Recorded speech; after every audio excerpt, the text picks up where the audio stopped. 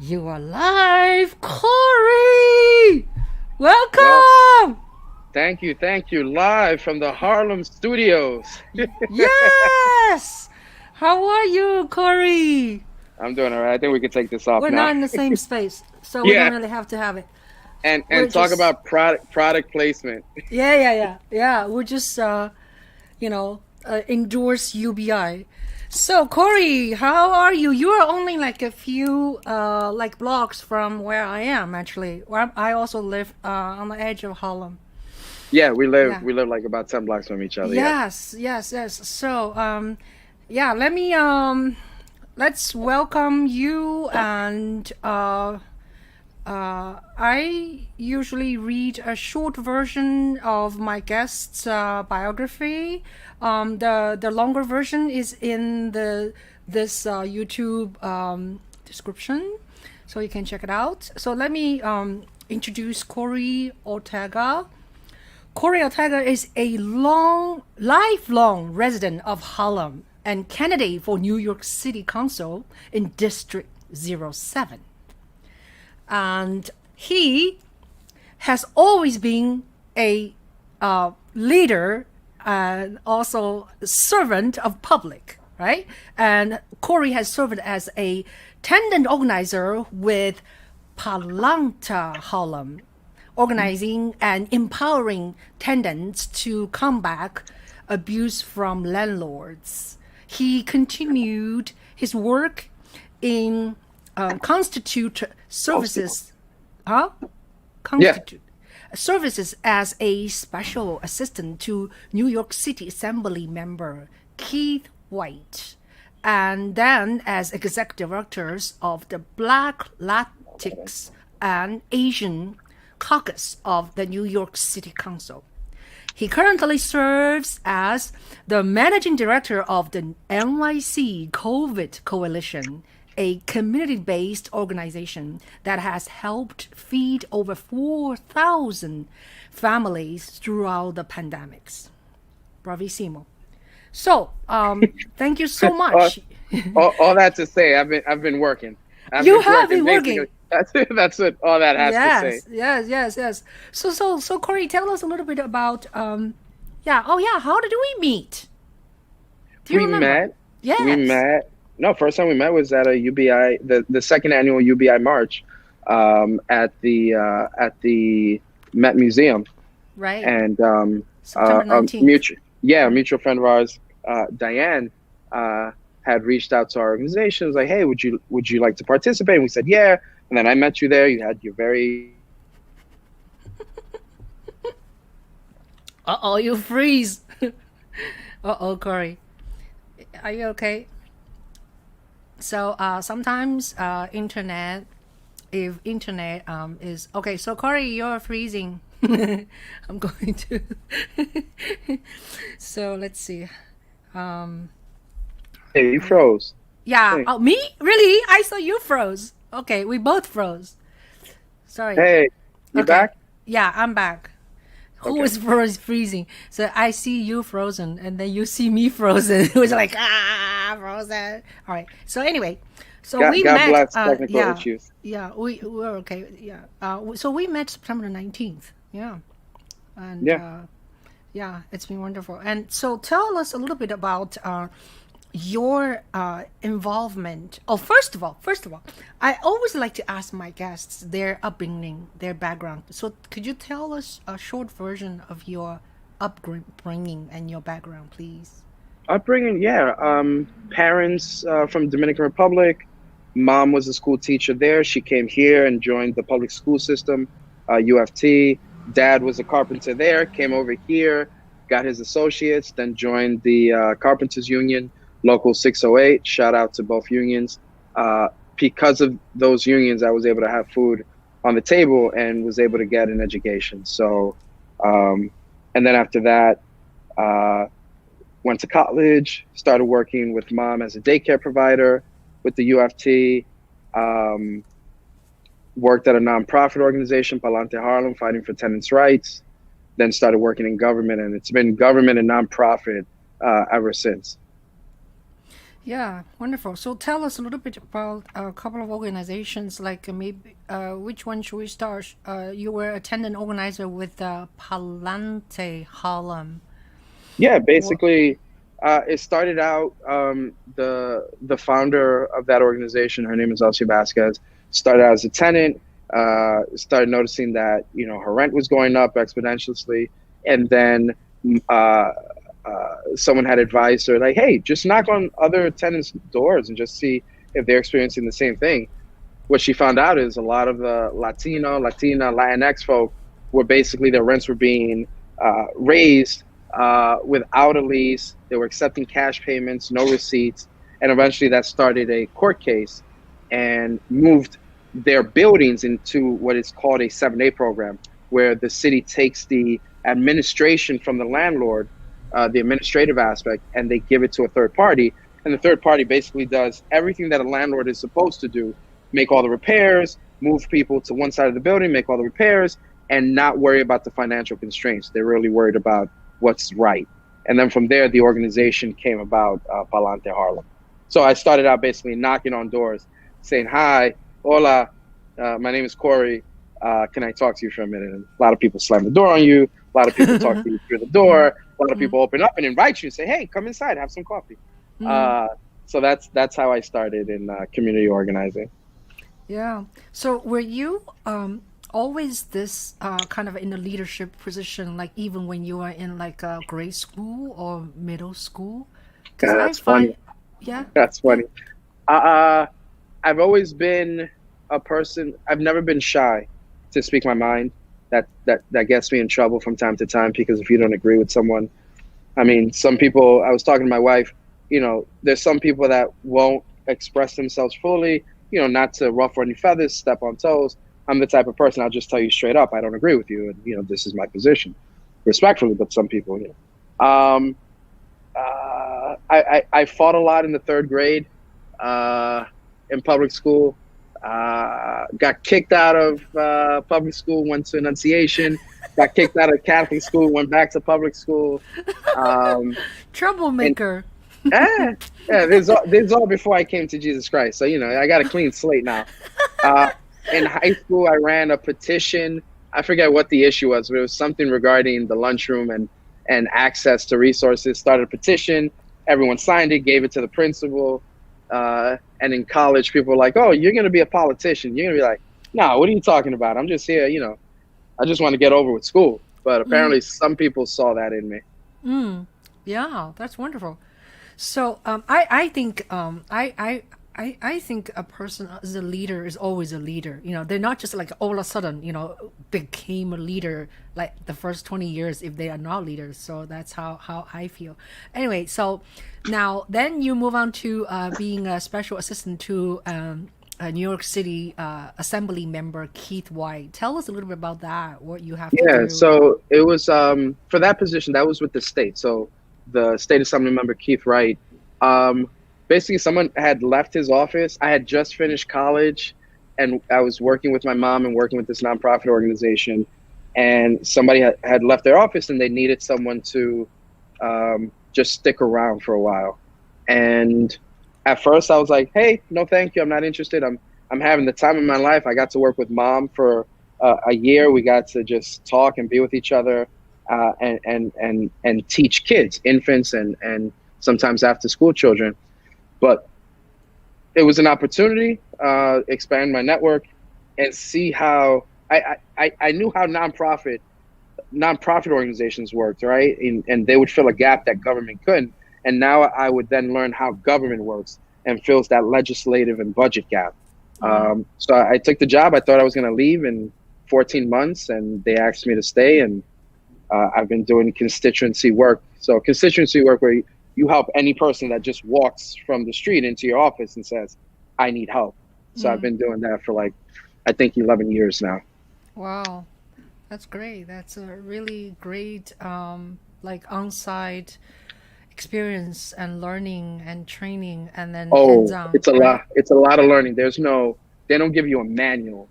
No one says, here's the guide to how to help people. You have to get very creative. And Yeah.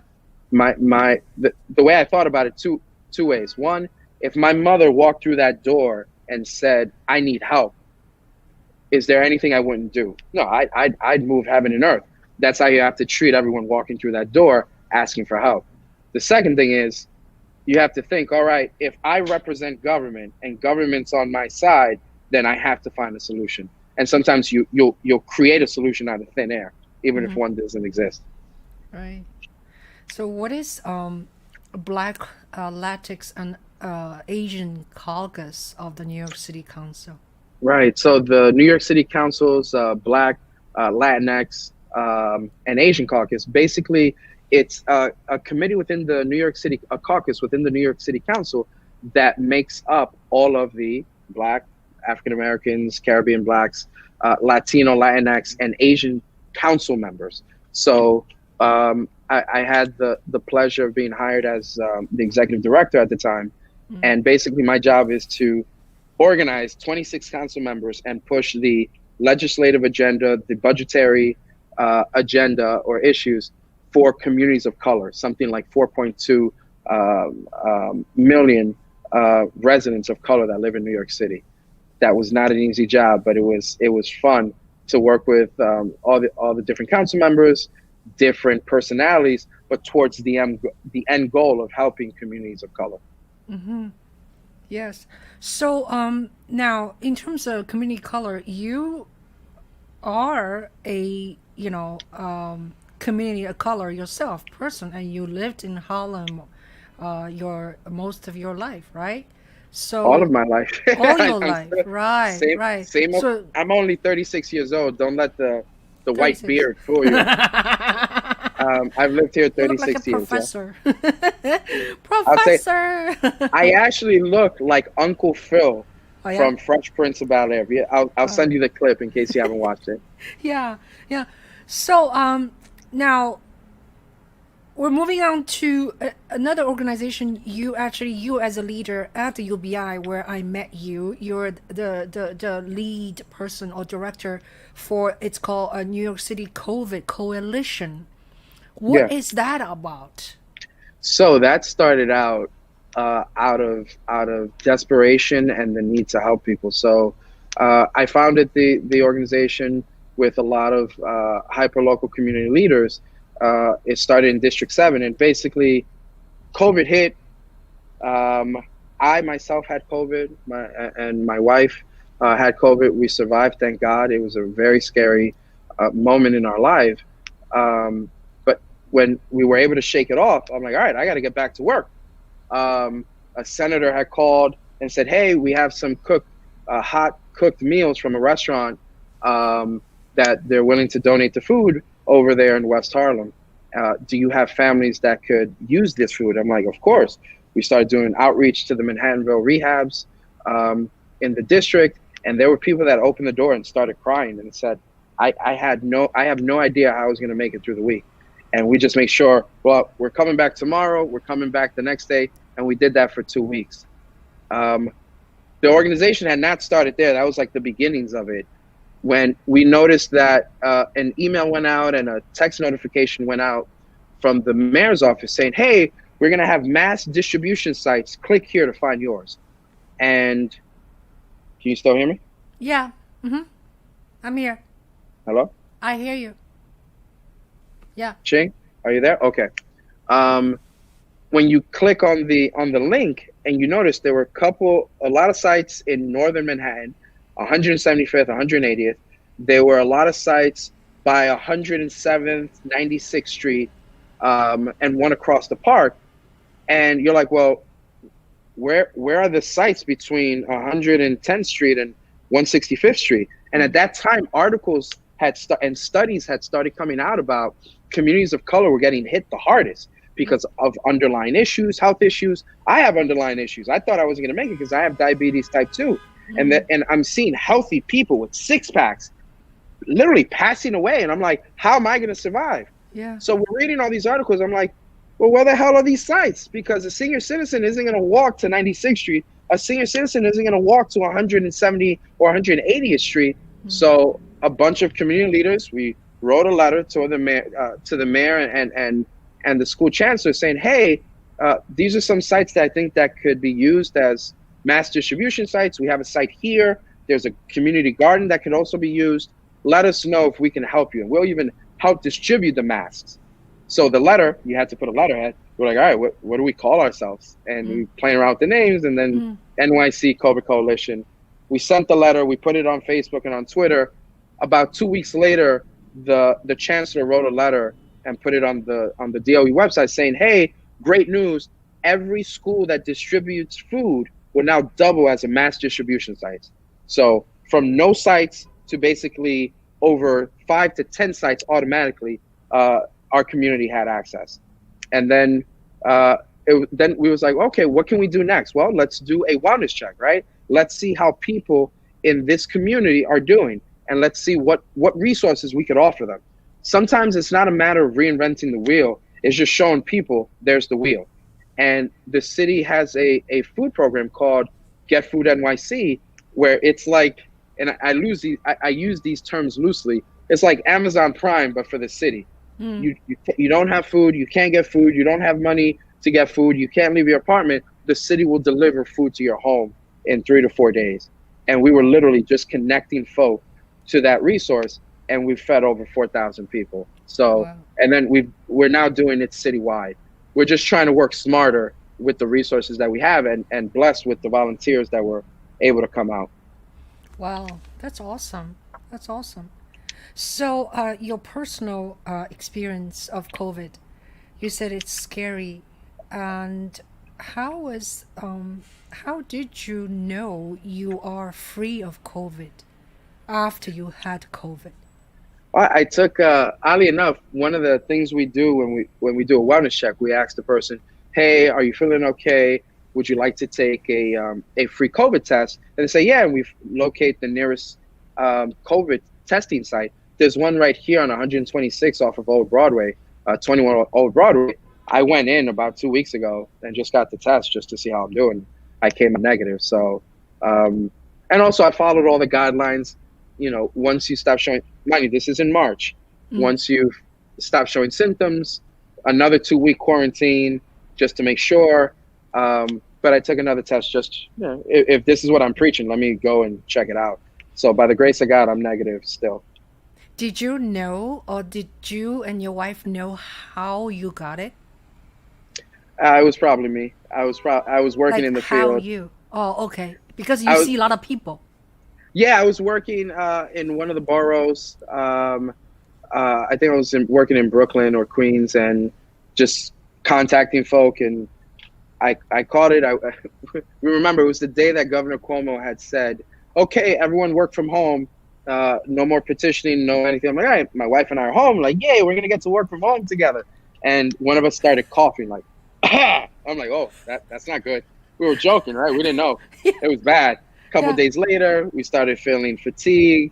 The fevers kicked in, lack of appetite. Like, you think I'm a big man now. I was bigger. I've lost weight because of COVID. And then there was a moment where I couldn't breathe. I would walk 5 feet and I was winded.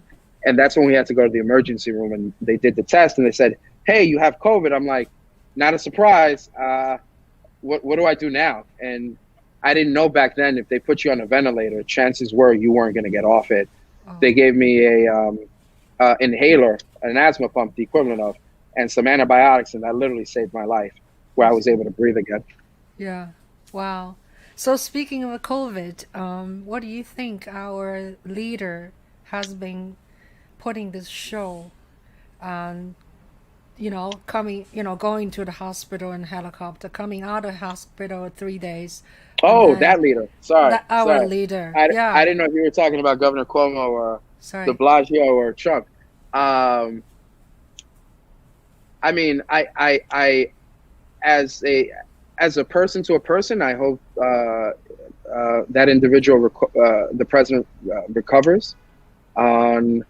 On the political side, I hope I hope we get a new president. I think we need to see some change on the national level, which obviously affects the state and the localities in city council. Yeah.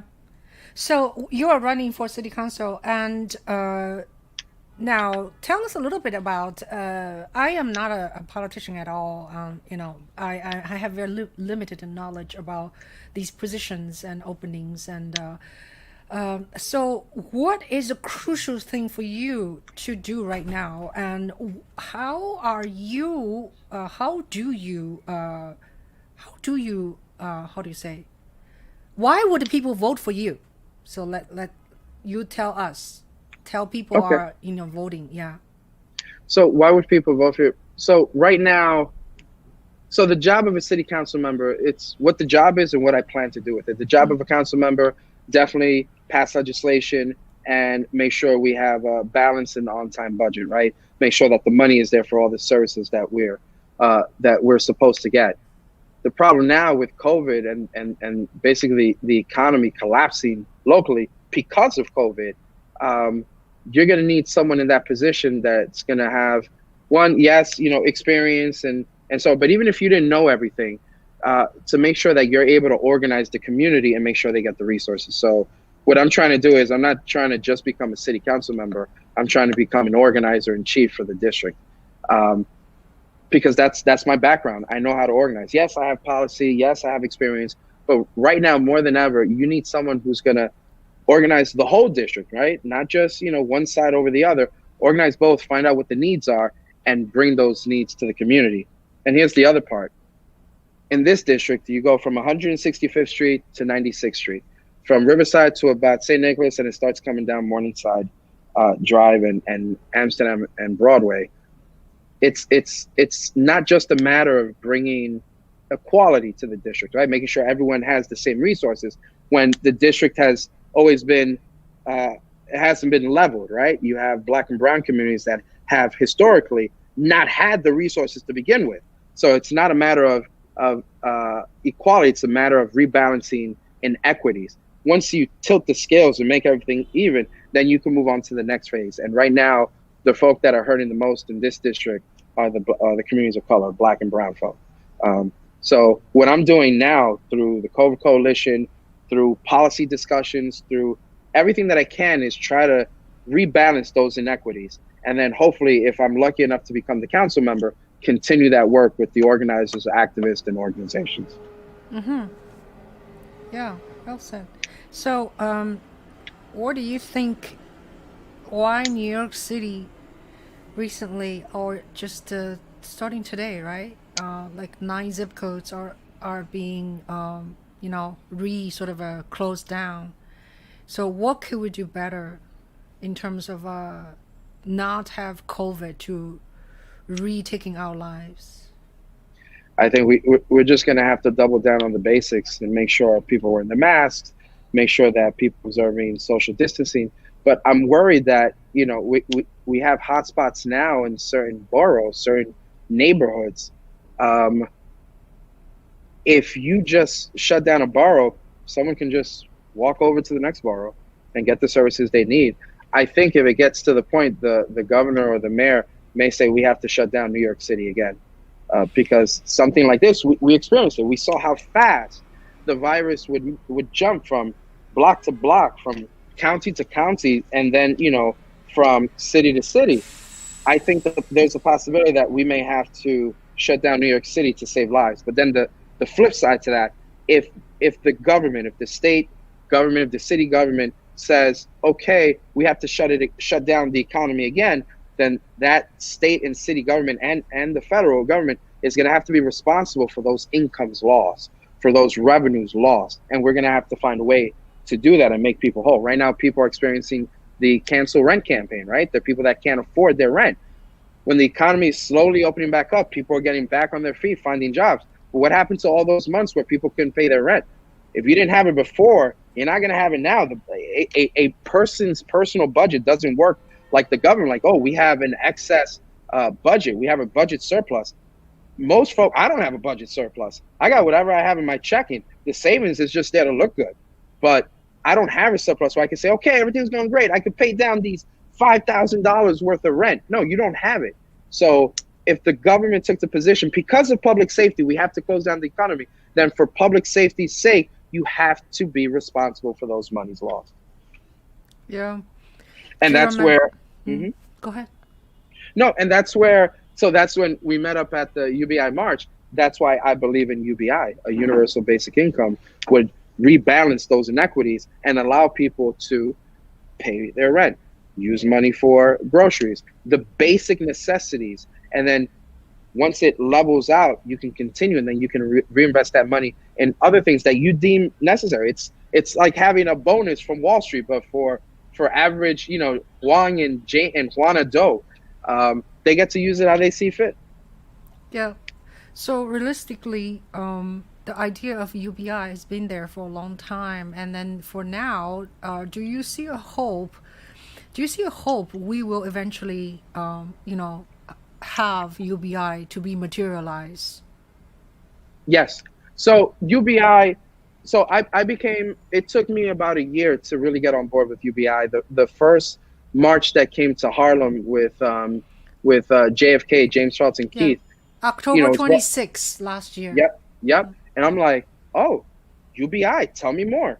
And I'm like, all right, let me learn more. And I'm like, okay, this sounds pretty cool. How are we going to pay for it? And I'm going to get to that part.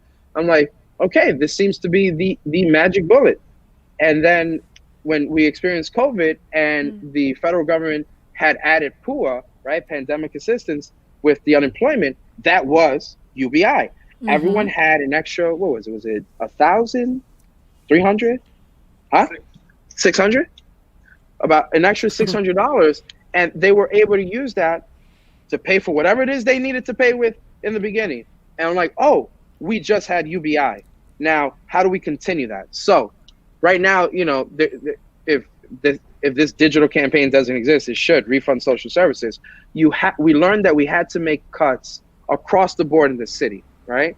And we had to take from other agencies that had a surplus, so to speak, and take from that budget line and redistribute it along other agencies and other services that were vital. We have to continue doing that on a line-by-line basis. This is not sexy policy. This is very boring policy, but it's necessary to go line and say, okay, where can we, if the budget was $6 billion, can we take $2 billion or $3 billion from this agency and redistribute it? That's one. Continue doing that. On the state level, there are taxes that can be levied on ultra-millionaires, billionaires, to take those taxes, same principle, redistribute those taxes and put it into a UBI. I mean, it's something that's crazy that during this pandemic, while the economy has been collapsing hyper-locally in New York City, investors and millionaires and billionaires have somehow managed to keep making money. Good for you, not good for me, not good for the rest of the people in my district. So those that are making more money can put aside a little more for the people that are not doing well. You reap the benefits. You're using this great system that we have, capitalism. We're using the markets. You're using all the roads and infrastructures. Okay, we're going to have to ask you for a little bit more, because right now that's the only way we're going to be able to do it. We're not expecting, I believe I just read in an article, if not this morning or yesterday, the president is going to halt negotiations with Nancy Pelosi with regards to the next round of Stimulus. Yeah. And so that puts it back on the state and the governor and the state assembly and the Senate, where now it's going to be a reality where we're going to have to tax ultramillionaires to make up and, like I said, rebalance inequities. Yeah. And also there's a thing going on right now, like a data. People wants to have, have whoever collects the data, they need to pay. People need to be paid by getting, because we are all in many ways being collected by, corporations or by the government. Our data has been taken, but we are not being paid at all, right? I believe that you're talking about the WEOS campaign. Yeah, so I got hip to that. I think maybe a year and a half, maybe two. And it took me a while to get my head around it. And you're right. I mean, Walmart, these are all consumer spending data. That's how it started back in the Walmart days, right? They would sell high turnover, low margins, high turnover. But because they had so much data, they were able to analyze what were the purchasing patterns of people, what was popular, what was not. Now we've moved from Walmart in that economic stage to the digital age, where data is being collected off the internet and then analyzed and put back out there. But I didn't get a dime from this, right? Yeah. And you have all this data. I'm literally paying into this. It's almost like a susu. Caribbeans call it susu. The Dominicans call it sociedad. I'm paying into this, but I'm not getting my turn. I'm not getting my number. Yeah. So where's my number? You're gonna have to pay that. You can call it a tax. You can call it a contribution. You can call it a dividend for all I care. Yeah. But you are benefiting from all this data. It has to go somewhere, especially now in COVID. Mm-hmm. Yeah, JFK has been hosting these online talks on Zoom, and then tomorrow, I think last week and tomorrow also, Andrew Yang has a talk on Zoom. Yeah, so I was invited to many of these talks. So Nice. yeah. Anyway, so I have been very involved with the Andrew Yang movement since last May till he drops out this January 7th, and he is He might be coming for mayor. You never know. Yeah, UBI is his very strong campaign slogan. So that's how I learned it. I did not know that before. But anyway, so let's talk about what can we do. What can we help you? What do people like? People as friend or your neighbors or your people in your district? What can we do to help you win? Honestly, it's a question about organizing, right? Everyone that's watching this, if you live anywhere between 165th Street and 96th Street, from Riverside to St. Nicholas to Amsterdam Broadway, let's organize your block and let's find out what are the needs on your block and let's start addressing it now. Here's the difference, and there are a lot of good candidates running for this seat, but here's the difference between me and most, if not some, if not most. I don't want to wait until next year to start solving and finding solutions for the issues we have now. I want to create a solution for next week, not next year. And I'm fortunate that I have the resources, I have the relationships, and I know enough about government to make that happen. Mm-hmm. I'm not saying I could walk on water. I'm just saying I could skip a stone across a river, and that's what I'm going to do. And whatever I can't finish in this year, and if I'm lucky enough to become council member, I'll finish the project as a council member. There's a saying my mom would constantly drill into my head. Show me more, right? It's don't tell me you love me, show me. And she'll say, yeah, I'm like, Mom, yeah, I'm gonna get to it. I'm gonna clean. I'm gonna mop. I've been mopping since I've been knee high to a duck. I'm like, I'm gonna get to it, Mom. I love you. Don't worry. Like, don't tell me you love me. Show me. Mm-hmm. Mop the floor. Don't tell me you love me. In this community, in this environment with COVID, don't tell the community you want to be their leader. You want to be their council member. Show them, and your actions will speak. That's why we have the COVID Coalition. That's why we're setting up a Census on your corner. That's why we're doing outreach, advocacy, racial impact study that would affect this whole city and analyze how rezonings have an impact on communities of color. I'm not trying to tell the district that I care. I'm trying to show them with my actions that's why I should be the next council member. So the best way to help is raise your hand, say, hey, I want to organize my block. These are my issues. We'll find out how to find solutions, bring it to your block, organize the block, and just explain to people how government works. Some people have no idea how to tell the difference between city, state, and federal level. But guess what? It all starts at the city. And that's why the council member, whoever that may be, has to be an organizer, just as important as a legislator. Because if you can't organize your community, you're not going to know what solutions to fix, to find, or put forward. So the seat you are compete right now is one seat or several seats? Just the one? One seat with about how many people? With about 11 or 12 people. I think there's like one or two people that have to file. That's a lot of people. A lot of people. Open seats always attract a lot of people. Mm. And what now, does open seat mean? What does open seat mean? Open seat means when the current council member is term limited or is no longer running, and therefore the seat is vacant. It's open. When you have an open seat, everyone who thinks they could do the job decides to run. And a lot of people have good intentions, but right now good intentions aren't enough. for what we're facing in the district. That's just the honest truth. You need someone that's going to make sure that this district, and along with the rest of the city, is going to recover. How do we get there? This is one of my favorite things. There are a lot of people, a lot of candidates, and even elected officials that'll get people riled up, almost like a church, right? A congregation. Like, we need more housing. Yeah. We need more jobs for the community. Like, yeah. We need more money. Yeah. How are you going to do this? Explain the policy, the steps, because it's not good. It's too easy to identify the issues, but it's harder to lay out a plan and action to get there. So we need more of the latter. We need someone that's going to come with a policy position, explain it in layman terms so people know what the hell you're talking about, and then organize the people to get there, whether it's organizing on the city level, organizing on the state level, or both, praying that we get a new president so we can organize the federal. When is the election for your position? In June of 2021. How does people vote? Where do people go? Like, do they pass a ballot, or how does that go? Well, it's going to be 3 ways. You could do absentee voting. You could do that from the safety of your home. You can go online. There's several ways to request it. The easiest way is online on your laptop or your cell phone. They'll mail the ballot to you. You mail it right back. You can do early voting, or you can early voting in person. It's about 10 or 11 days before the election, 10 days. And lastly, you could just go on the day of the election and vote. Those are the 3 ways that you can vote. Very good. So, hypothetically, what do you see yourself in 5 years?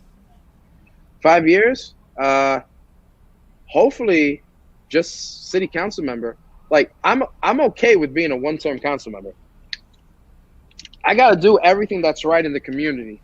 And whether that's unpopular in other districts, that may be unpopular there. I have to worry about this district where I live, where I have grown up, where I continue to live. And that's what I want to do. I want the first term, do as much as I can. If I do a great job, I organize myself out of a job. You won't need me anymore. You can bring someone else in. But realistically, if I do a good job and people think I did a good job, they'll reelect me to city council member for a 2nd term. Like, you have to understand this, Ching. This is a dream job for me.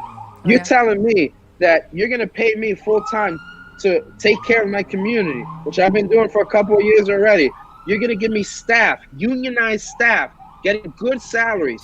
You're going to give me an office. You're going to give me telephones. You're basically giving me a campaign office.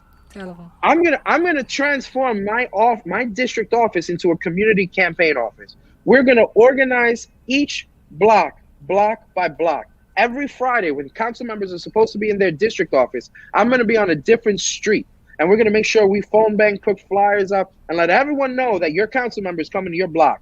And that's where I want you to give me all your problems, all your issues, and we're gonna solve it. Is it a lot of work? Yes, but that's the job. Yeah. It seems like not a 9-to-5 job, It's like it is not. It is not. I worked in the assembly. I worked in the assembly first and then city council. But in the assembly, it was 10 to 6. Then you had community board meetings, community council precinct meetings, town hall meetings after work. And then the weekends, you had community events that you had to attend. I'm going to be doing the same thing as a city council member. Good thing I've explained this to my wife. She knew what she married, the type of person she married before getting married. But this is what I'm going to do. I'm going to be, there's a saying, I'm going to be in the streets more than Sesame, because that's the job of a council member. So let's rewind back to when we met on September 19th, the UBI bicycle march in front of the Met. So tell us and tell people who were not there, what do you take away from that march? What is a good thing? What is you feel energized by that activity? One, I love the fact that we had a diverse group of folk representing the cause or signing on to the cause. It was literally a bag of Skittles. You had everyone, Black, brown, African American, from the diaspora, Caribbean, Asian, Caucasian. You had a reflection of New York City standing together from different parts of the city saying loudly, we need UBI. It's where you decide to make a stand, a message. We made it in a very wealthy, well-to-do neighborhood, and sometimes it's like the movie Batman: Dark Knight Rises, where the character says, "Mr. Wayne, you've survived so long, and you're gonna, basically the gist of it, you're gonna find out that you had so much while others had so little." We basically went to the Met to show people who are well-to-do, you're doing all right, but everyone else is not, and you have to be aware of this, right? It's not like the NBA bubble where you can stay safe and you're doing well, but what about those that are not? Have you ever thought of those people? And if you haven't, you will today, with this coalition of black and brown folk all around you saying, we need UBI, here's why, here's a pamphlet. Learn more about it. The same way UBI came to Harlem and taught me about it, and it opened my eyes. Sometimes you got to do the grunt work. Sometimes you got to go in the field and literally let someone know. So, right. So we have a few people are watching us. Thank you so much, Al. Al said hello to us. Hey, Al. Yeah, and Al is a youngin, and my other youngin, Nick Rivera. Hi, Nick. Nick said hello to us. So hey, Nick. we have some audience. So now another. And feel free to drop questions. Yeah. This is like Jeopardy, community Jeopardy. Ask the questions. If I don't know the answer, I'll just tell you I don't know. But chances are I know enough where I can start an answer. Oh, we have a. Oh, that was you, Juhl. Yeah. I just said question. Yeah. So now I have a question. You have been a always active leader, community leader, and also public servant, right? Public servant. Now, in college, what were you majoring? Is any related to this? I guess when you think about it now, for city council, it does. I started out as an economics major, then I switched to finance. Wait, excuse me. It was business law, then economics, then finance. And I didn't get to use. I used some of it with my mother in the daycare, the marketing, the management, and the minored in management. Then I started working in government and really on the constituent side, learning about the budget from a distance, learning about legislation in the beginning. But now I guess it makes sense learning about the finance, budgeting, financial instruments when it has to deal as a city council member, where you have to balance the budget and you have to know where you're going to reallocate these monies to other programs. Listen, I'm not going to lie to you. You don't have to be a genius to be a city council member, but you have to know where your priorities are. You have to know that the needs of your district and how to translate those needs into solutions. And city council, there, you're going to have a lot of smart people with you. Aside from your staff, you're going to have central staff. You're going to have committees. You're going to have people that all they do is finance and budget. And you're going to have a conversation with them and they'll help you understand. But it just so happens I studied finance at St. John's University, and it helps me understand business models, balancing a budget, and basically the nerdy accounting side of the city council. Yeah. So great. Yeah, you have a very anyone can use economics, right, or finance to operate many different fields, and it's always helpful, And I was wondering. So educate me, okay? I don't know anything well enough. Educate me. So I know some people were running for Congress. So what about you? Like, why are you now running for Congress instead of running for council, New York City Council? There are a couple answers. The honest truth for Congress, that's way out of my league. That's just. I can't run for Congress, period. Fundraising, working on the national scene, that's not my bag, so to speak. The other is I know city and state government. I have experience in that. And right now you need city more than anything to organize and get us out of this economic and public safety epidemic that we have. So I know city and state, so I'm going to stick to what I know. If I can't swim, stay out the goddamn pool. So, So I'll have a question for you. right. What will you do for education in school going forward? Because the school education is outdated. We need to train our kids for the future. Basically, well, first of all, we have to make sure we have a safe environment for our students, right? Right now, there have been school closures. Right now, because of the clusters in Brooklyn, I forget other parts of the city, we have to make sure school is safe for kids. And I don't know if that, actually, no, the possibility, Queens. Thank you. It may be a remote learning for now until we can figure out the safety measures to move forward. But I'll tell you from my own experiences, back in my day, we didn't have charter schools. We had public school and private school. And in the 3rd grade, I didn't know how to read. And that was very embarrassing. You're in class and you're reading, and I had to like make believe I was coughing because I couldn't pronounce certain words. We have to make sure that the resources that are given to certain school districts are the same in those that do not. There's certain equations that account for how much money goes to resources in one district versus another. It's time to rebalance that equation. We have to make sure that the school districts and the communities have traditionally have not had get the same resources. Don't tell me, it goes back to don't tell me you love me, show me. Give me the resources so I can teach these kids. Give me the resources, the textbooks, the materials. Make sure that the teachers don't go into their pockets. My mother was a public school teacher. She had to constantly spend money out of her pocket to incentivize the students to do well. It's government's responsibility to make sure that society is better than the individual. And now is the time where society has to put literally their money where their mouth is, but knowing where to get the money and then knowing how to reallocate it from where. Because the school education is outdated. Yeah, like we see the difference between charter schools and regular public schools. There should just be one mode, schools, and with the resources they have. If every public school had the same resources as charter schools, would we do better? Yes. So just make it that one standard.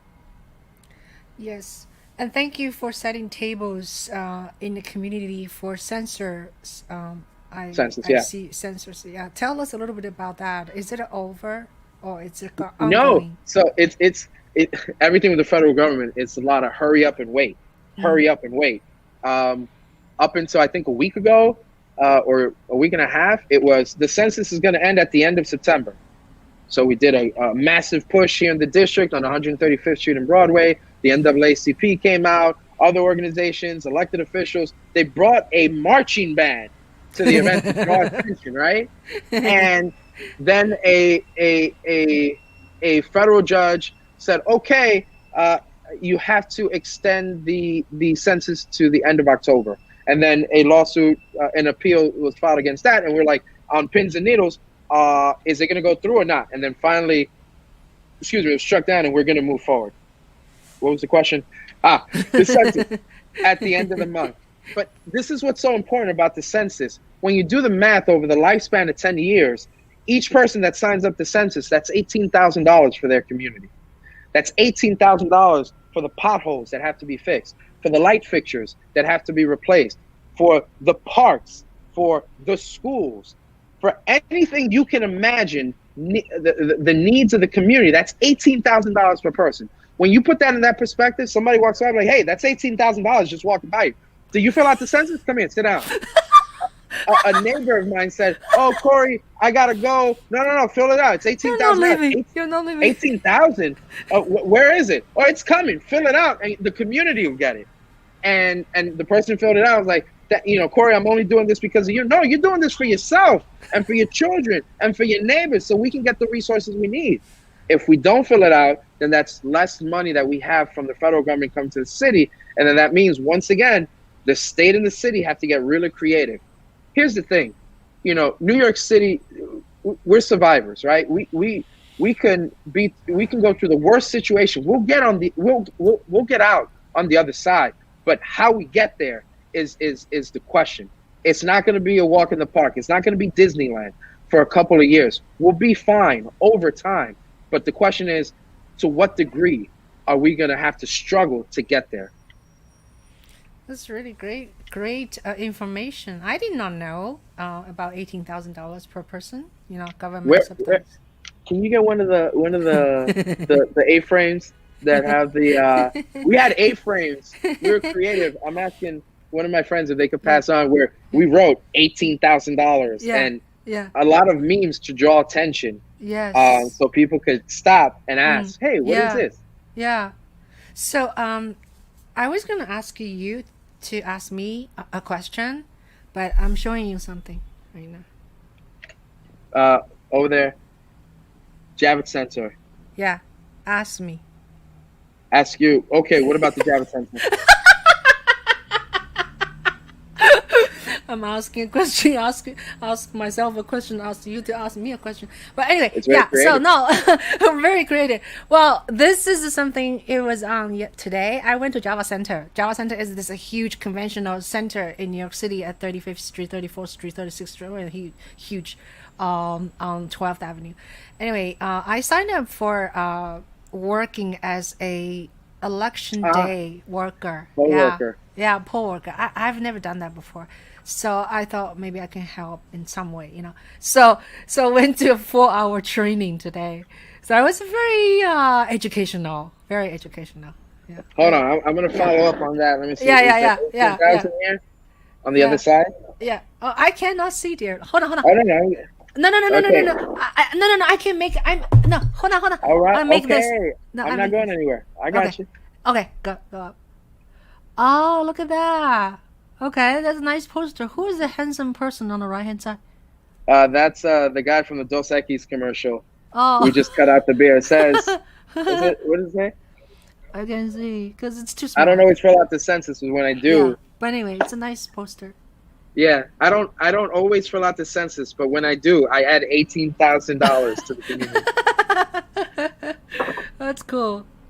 That's cool. Um, yeah, no. So for poll worker jobs, Yeah. it's actually interesting. The COVID Coalition is about to send out a mailer to a lot of the people that we helped Yeah. with food and letting them know that they can work the Board of Elections Yeah. and make up to $2,800 over 10 days.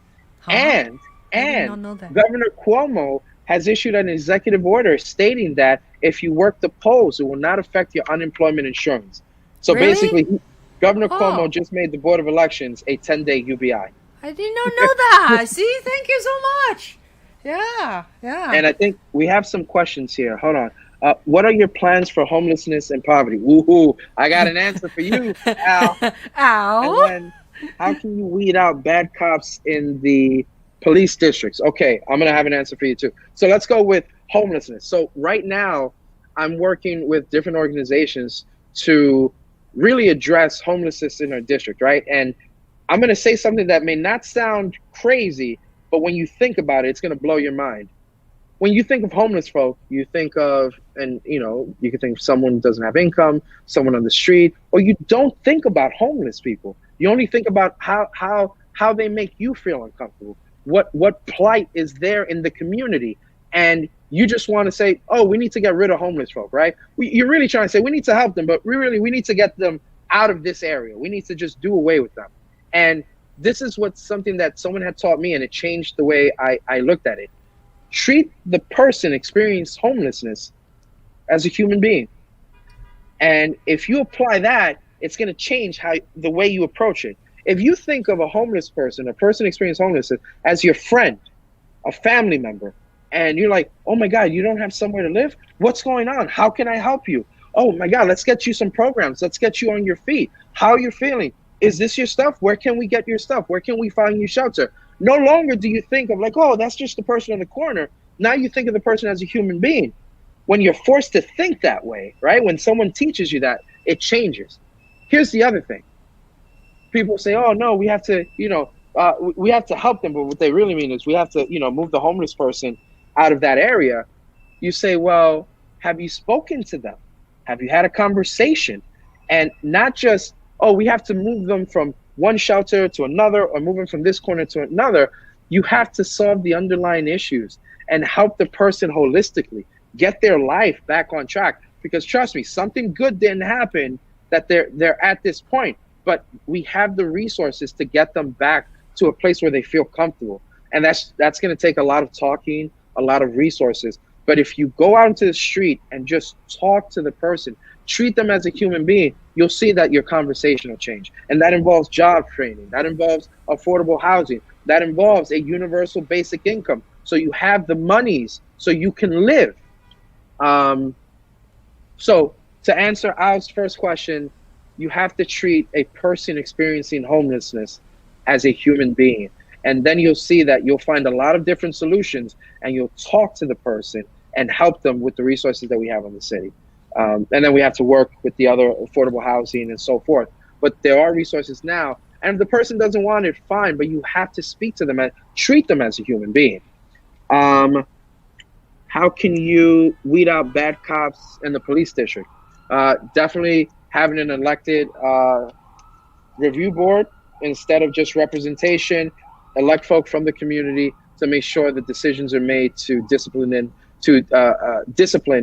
bad cops, and make sure, we changed the law on the state level, repealing 50A, where now the records for those that have discipline issues are public, to make sure that the complaint review board has the authority now to move forward on recommendation, and not just, asking the police commissioner to make a determination, but whatever the determination is from the complaint review board, that is the determination. And listen, I there are good officers out there, but it's funny. I heard this in a comedy special with Chris Rock. A lot of people say, they're just a few bad apples. I'm like, but you can't say that with pilots. You can't say, oh, there are a few bad pilots that don't like to land straight and they crash in the mountain. You don't have that luxury with a pilot. So you have to apply that with police officers. We can't afford to have a few bad apples that take a few people's life. Life is too precious. You have to have just good cops, well-trained, that are willing to follow the new legislation, the new policies, and move forward. And I get it. It's not popular, but doing the right thing isn't popular. It's doing the right thing. Right. Well said.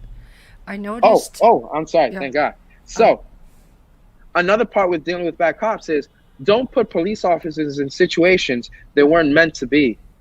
You don't go to a lifeguard and say, hey, I need a prayer. You go to a priest.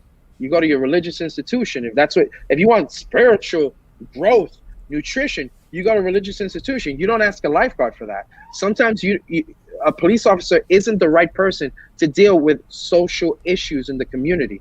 You don't call the cops if someone is suffering from mental illness or erratic behavior. You send a social services professional for that. Whatever that is, wherever that person is it a special unit? Is it this? But you don't send a police officer to every emergency, because not all emergencies require the same response.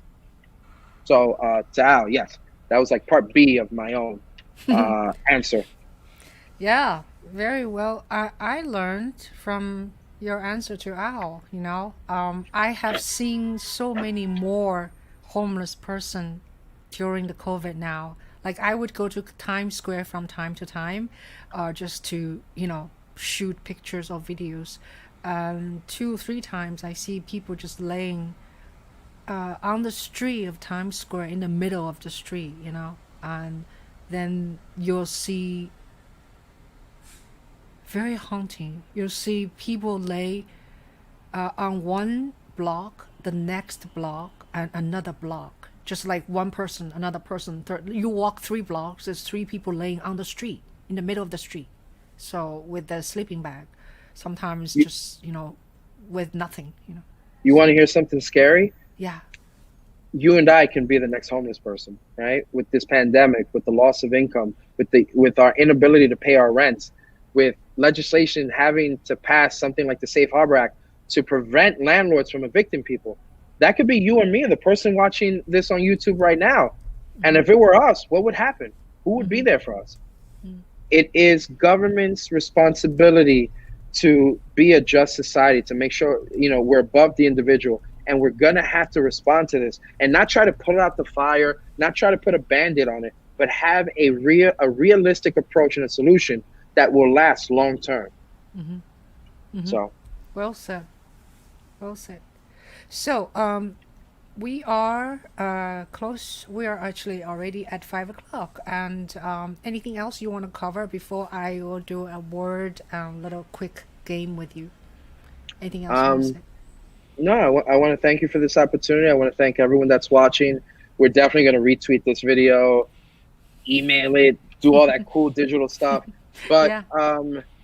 I guess in the comments, I'll put it somewhere in the comments if people want more information about me. But Mm-hmm. listen, my experiences aren't unique, right? I'm not telling you what I've been through public assistance, through not having food, being evicted. My experiences are not unique, but they are a reflection of the majority of the people in this district. Mm-hmm. And that's what I want people to keep in mind when they think about, a person running for city council. Make sure that the decisions that you plan to make, the legislation you plan to draft and craft, and the policy decisions that you have to make for a city as a city as a whole reflect your district. Because when you make these decisions, you're going to affect the people that are suffering the most. And I hope anyone that's out there, if you have any questions, even if you don't live in my district and you just want to talk about issues, let's talk about it. Because like I said, my experiences aren't unique, but they are a reflection of the 4.2 communities of color in this city. And we will find a solution together. I just got to get to city council so I can wrap up the other half of it. Mm, that's right. So I wanted to say thank you so much, Corey, for being my guest. I've been doing this talk show since lockdown, since March 27th. Today is the number 61 episode. Ooh, You be 61. yes. Okay. I Yeah, like that number. I'll put it on the jersey. I talk to a group of people sometimes, and a lot of times it's just one to one. Please subscribe my YouTube channel if you can, and Click below. There's going to be a link yeah, somewhere yeah, below. there below, yeah, there's a, and you can also click on the bell so you get the notification. And mostly I do this show on Wednesdays. Sometimes I will add extra ones on Monday, even emergencies on Fridays. So it all depends, but pretty much on Wednesdays, 4 o'clock Eastern time. All right, thank you so much, guys, for joining us, especially Al. You've been with us all this long, and thank you, Nick. Ow. Yeah, I'm going to give you my email address so you can yeah, email me. yeah. Corey Ortega 2021 at gmail.com. Al seems like Al seems like a person that really wants to get into the weeds about policy. And here's the Yes. thing. Actually, I'll take you on that offer. Saying one last thing. Mm, Policy is not sexy. It's not attractive. It's actually boring sometimes. But mm, this is how you find out what policy best fits your needs. You ask the person, what do you think we need in the community? What's important to you? And once you mm, find out what that is, then you explain how government and what policy positions address that issue. That mm. person is going to say, oh, then I guess I care about policy. I guess I care about government. I care about city council in the state because this affects my life. And that's how Right. you have to approach it. You have to go to the person, meet them where they're at. What are your issues? This is how you solve it through government. I mean, if you Yeah. can't solve it through government, light a candle and let's pray about it. Yes. Oh, you were going to follow up my thing. I was going to be a poll worker. Did you follow that yet? You did. Okay. In terms of poll Okay. worker. Yeah. Yeah, So yeah. you did. Yeah. So it's interesting. I don't know. 4 hours. There's two instructors instructed 20 of us in a huge room. So everyone gets a huge table, like a big conference table by ourselves. So there's definitely social distancing. It's a little Yeah. harder to hear them though because they don't have microphone. But so we went through 4 hour, 3 hour and half, 3.5 hours. Just from 10 to 1:30. I was like, oh, maybe there's a lunch break. Maybe they could feed us pizza. No, no pizza. Anyway, so No, and pizza. then, and then instead there's a test. In the end, so they ask like I think 20 questions. So I was like so nervously, doing the test. And I was wondering what's the consequence if I pass the test or not pass the test. So I was asking the teacher, and teacher said, it's okay. You'll be okay. So then I came out the room, right? I always like ask question, I'm a reporter, So I asked a girl who worked there. I said, so I just did the test. See, what if I don't pass? And she said, you will. She said, we need more people. So basically, so I want to let my audience know, if you are listening, is try to go on, the website of Board of Election. They actually need more people to help, They always need folk. And it's literally, it's not a very difficult job. It's a time consuming. You're there all day, but it's literally money that has been budgeted every year, twice a year, and sometimes more in special elections. Literally, it's just money on the table. At this point, we should be knocking on, well, at least putting a flyer on every door and letting people know that, hey, this job is available. It's 10 days, but that's 10 days worth of money you could put in your pocket that you didn't have before. And I shared a link with you. If you could share it in the comment section. Okay. If people want to learn more about me. Oh, sure. Yeah. There is. Oh, okay. Also, you're on Facebook. Maybe they can Facebook you. Huh? Oh, yeah. Just Corey Ortega for City Council. Yeah, that's it. Yeah. So I will put your link in the what do you call YouTube description. Okay. Your. Thank you. Yeah. So shall we do the rapid fire? Let's go for it. Hey, let's go for it. So just kind of short question, short answer. Just have some fun. Okay. All right. So, favorite dessert. Tres leches. Favorite color. Blue. What did you have for lunch today? I didn't. I'm gonna have lunch after this. What did you have for breakfast? I tried to eat healthy. A bowl of granola, berries, bananas, and some milk. It was all right. I mean, I like a nice bacon, egg, and cheese, or Spanish toast with Spanish coffee. Do you have a favorite genre of music? Rap, R&B. Really? And bachata. Jesus Christ. Rap and bachata in Spanish. Can you rap yourself? Hell no.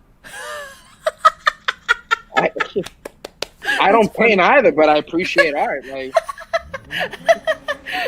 do I rap? No. All right. So pick 3 person you want to have dinner with. Warren Buffett when I was in college.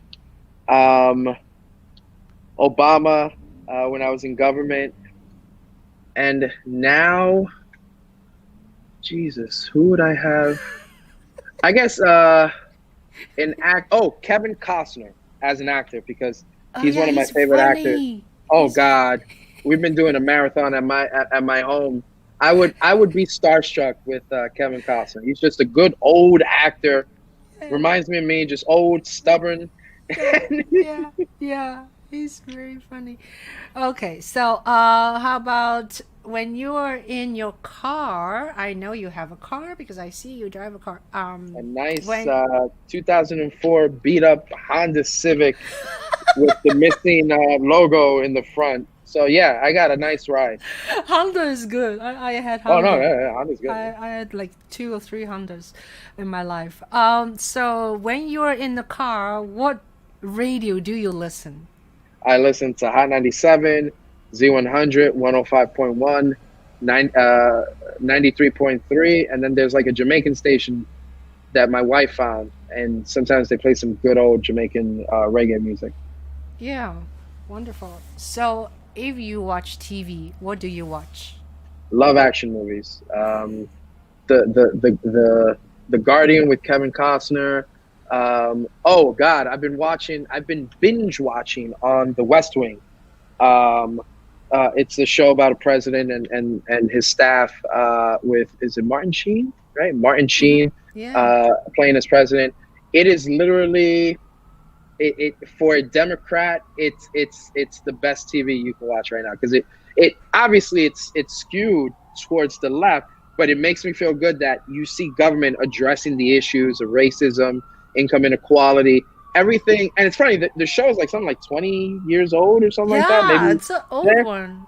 The same issues we have today. But it feels good that, you watch a show in the lens that you believe in, and they address it. It makes me feel good because the president I have now doesn't address the issues the way I would like it. This show does, and hopefully the next president will. Did you ever watch a Netflix show about president? I forgot the name. The woman is very lethal. The wife, the man he has sexual harassment issue right now. So the show is down. Oh, you mean House of Cards? Yes. Did you ever like it? God. Oh God, season 1 through whatever, amazing. Yeah. No, that show actually shows you an extreme version of what government works like on the national level without the death and the pushing people on the train station. But a lot of that is based on truth because people are vindictive. They use government positions to benefit themselves and whatnot. Yeah. But that show was yes, I watched that show several times. That's fun. I love that show. Yeah. So last book you read? A book was gifted to my wife and I on our honeymoon, how to manage your finances as a couple. And I started reading that, and it just gave you a lot of tips of how to deal with credit cards and save money and how to pick your bank and whatnot. Yeah. So I read that during COVID because I was stuck at home. I couldn't do anything. And it helped me with my finances and, how to budget ourselves better. Yeah. So you're only married for what, a year? As of today is what? The 7th? Yesterday was my 1-year anniversary. Congratulations! You made it a year. Yeah. 19 more to go till I retire. Oh, that's so sweet. That's a joke. Sweet. That's a joke. You can't retire that's from a joke? being married. Yeah, only 19 more to go and I retire. That's funny. Well, I'll check on you. Appreciate that joke. I'll check on you. I'll check on you in 5 years. Great. So last question. Coffee or tea? Coffee. Café Bustelo. All the way. I'm going to tell you, when I won my first election as a district leader, I was sworn in on a brick of Café Bustelo by a judiciary chair, Matthew Levy, and he literally swore me on Café Bustelo. It is the coffee of champions of blue-collar workers everywhere in New York City and parts of Dominican Republic. And they also gave me a gift for my wedding. So I've been drinking coffee since I've been knee-high to a duck. Wow. And just wanted to confirm, you speak Spanish? Yes. I speak Spanish and I smoke cigars. In that order. I always see you, and you have like this really lovely image of a cup of coffee and then a cigar on top of it, They go very well. Yeah. And FYI, I love my beard. Don't have much hair up here. I get to work with this. That's what I got. I'll work it.